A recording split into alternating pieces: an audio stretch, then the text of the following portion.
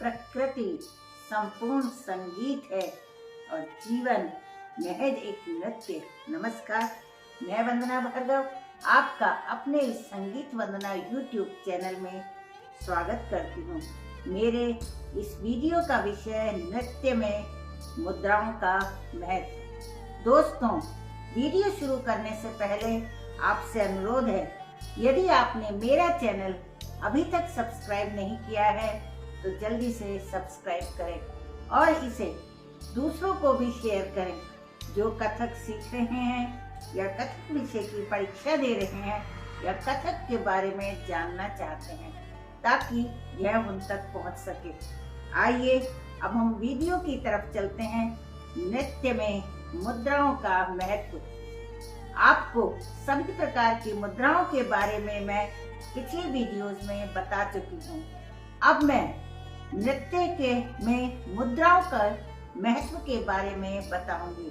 भारतीय सभ्यता में मुद्राओं का संबंध प्रारंभ से ही आध्यात्म और धर्म से जुड़ा रहा है, किंतु बाद में इनका प्रयोग कलाओं के साथ जुड़ता गया। यजुर्वेद में जहाँ मारण, मोहन, उच्चाटन, वशीकरण आदि मंत्रों का विधान दिया है, उन मंत्रों के साथ मुद्राओं का प्रयोग भी निर्दिष्ट किया गया है। परवर्ती काल में वेद की यह शाखा तांत्रिकों द्वारा विकसित की गई। तंत्र शास्त्र में मुद्राओं की रचनाओं के स्वरूप निर्धारित करके उनके द्वारा विभिन्न प्रयोग किए गए। इन मुद्राओं में हाथों की मुद्राओं का विशेष योगदान रहा है। बौद्ध काल में जब तांत्रिकों द्वारा सिद्धि और उपासना के नए विधान रखे गए, तब मुद्राओं का महत्व बहुत अधिक बढ़ गया। उस काल में न केवल हस्त मुद्राओं का महत्व बढ़ा, अपितु विभिन्न पदार्थों द्वारा बनाए जाने वाली उपासना सामग्री भी मुद्राओं के रूप में प्रयोग लाई जाने लगी। जैसे काले वस्त्र के द्वारा गुड़िया की भांति काल भैरव की मुद्रा बनाना, रक्त वस्त्र से किसी पशु अथवा पक्षी की मुद्रा बनाकर उस पर प्रयोग आदि करना। शिव पंथ के उपासकों ने मुद्राओं को बहुत लोकप्रिय बनाने में अपना अपूर्व योगदान दिया। समय की गति के साथ समाज में मुद्राओं के प्रयोग के प्रचलन अलग अलग क्षेत्रों में लोकप्रिय होते रहे। विद्वान लोग मुद्रा शब्द की उत्पत्ति और अर्थ भी स्पष्ट करने लगे। कुछ ने इन्हें प्रतीकों का साकार रूप कहा, किसी ने संकेतों की भाषा, किसी ने उपासना का माध्यम और किसी ने कहा कि मुद्रा शब्द संस्कृत भाषा के मुद धातु से बना है, जिसका अर्थ होता है आनंद या मोद। विभिन्न मतों में इसके अर्थ और प्रयोग भिन्न भिन्न रूपों में किए गए। धर्म के बाद यह शब्द कला के क्षेत्र में आया। कला की कई शाखाओं ने मुद्रा शब्द को ग्रहण किया। अच्छी बात यह हुई कि जैसे ही मुद्रा शब्द कला के क्षेत्र में आया, इसका रूप निश्चित हो गया। ऐसा रूप निश्चित हुआ जो प्रारंभ से आज तक वही बना हुआ है। उसमें युग और उसकी सभ्यता के साथ कभी किसी भी प्रकार का परिवर्तन नहीं हुआ। मुद्रा शब्द को वास्तुकला के अंतर्गत प्रतिभा शास्त्र में ग्रहण किया। विष्णु धर्मोत्तर पुराण तथा सम्रांगण सूत्र में प्रतिभा निर्माण के संदर्भ में विभिन्न प्रकार की मूर्तियों की मुद्राओं का नियोजन किया गया। उनके विधान बताए गए और उनके अर्थ स्पष्ट किए गए। नाट्य के क्षेत्र में मुद्राओं को नृत्य तथा अभिनय से जोड़ा गया। मुद्राओं की रचना विधि पर विस्तार से प्रकाश डाला गया। इतना ही नहीं, मुद्राओं का बहुत सूक्ष्म वर्गीकरण किया। हस्त मुद्राएं, मुख मुद्राएं, अंग और उपांगों की सैकड़ों मुद्राओं का नाट्य शास्त्र में विशद वर्णन किया गया है। नृत्य की शिक्षा के लिए प्रारंभ में 108 मुद्राओं की रचना को करण के नाम से प्रस्तुत किया गया। फिर संयुक्त, असंयुक्त और नृत्य हस्त की 64 प्रकार की मुद्राओं का विशद वर्णन किया गया। प्राचीन सभ्यता में अनेक देवता तथा देवियां नृत्य करती हुई चित्रित की गई। शिव का तांडव, पार्वती का लास्य, भगवान श्री कृष्ण का बांसुरी बजाना, उनका कालिया नाग के फनों पर नाचना, गोपियों के साथ वृंदावन में रास रचाना आदि मूर्ति तथा चित्रकला में अंकित किए गए।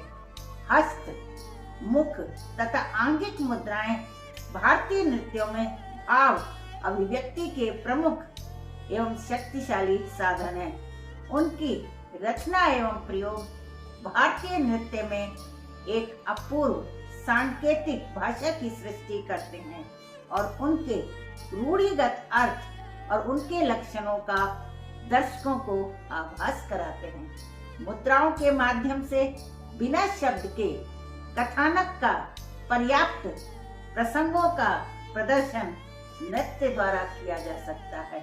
भाव अभिव्यक्ति संकेत के द्वारा नर्तक के शरीर एवं अंग उपांगों की इन ललित मुद्राओं का प्रयोग ताल और संगीत से मिश्रित होकर दर्शक को आनंद प्रदान करता है। जब से भारतीय संस्कृति में मुद्राओं का संबंध कला से जुड़ा, इनका प्रयोग शास्त्र से लेकर लोक जीवन तक विस्तृत हो गया। इनका संबंध मूर्ति कला से जुड़ा, चित्रकला से जुड़ा। मूर्ति में कलात्मक तथा लयात्मक भंगिमा लाने से ही मूर्ति सुंदर बन सके। मूर्ति को सौंदर्य प्रदान करने का मुख्य लक्षण मूर्ति की मुद्रा मानी जाने लगी। मथुरा और गंधार के शिल्पी प्रथम तथा दूसरी शती में मुद्रा के द्वारा अपनी मूर्तियों में सुंदरता का रस भरते रहे। छठी शताब्दी में गुप्त काल के शिल्पियों ने सुंदरियों की मूर्तियों की मुद्राओं में अपने से पूर्व के शिल्पियों द्वारा गढ़ी जाने वाली मुद्राओं का अनुकरण किया। अजंता तथा एलोरा की नर्तकियों की मुद्राएं इस बात का प्रमाण है। इसी प्रकार की चित्रकला में अपनी आकृतियों को सुंदर बनाने के लिए चित्रकारों ने मुद्राओं का प्रयोग किया। राजपूताना, बसोली, किशनगढ़, पहाड़ी आदि सभी चित्रांकन शैलियों में मुद्राओं द्वारा भाव अभिव्यक्ति को कलात्मक रूप प्रदान किया गया। नृत्य और नाट्य में तो मुद्राएं भाव अभिव्यक्ति की मौन भाषा जैसी अनिवार्य वस्तु बन गई। भावों के द्वारा ललित अर्थ मुद्राओं द्वारा व्यक्त किए जाते हैं। नायिका मुग्धा दिखानी हो या विशालिका, खंडिता दिखानी हो या प्रोषित पतिका, नर्तकी की मुद्रा विशेष नायिका की तुरंत पहचान करा देती है। इसी प्रकार हस्त मुद्राओं द्वारा पुष्प, भंवरा, सूर्य, चंद्र, सर्प, मृग आदि जड़ और चेतन के सारे प्रतीक सरलता से व्यक्त किए जा सकते हैं। अतः कला का कोई भी रूप हो, स्थिर या गतिशील, सभी में ही मुद्राएं मौन भाषा बनकर हृदय के भाव को जागृत करने का महत्वपूर्ण कार्य करती है।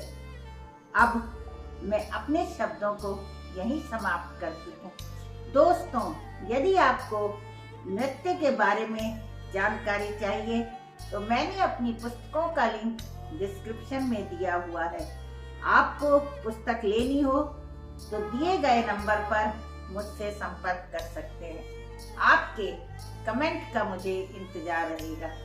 अंत में, यदि आपको मेरा यह वीडियो पसंद आया हो तो लाइक और शेयर जरूर करें, और जिन्होंने मेरे चैनल को अभी तक सब्सक्राइब नहीं किया है वो सब्सक्राइब करना ना भूलें और बेल आइकन को प्रेस करें। धन्यवाद।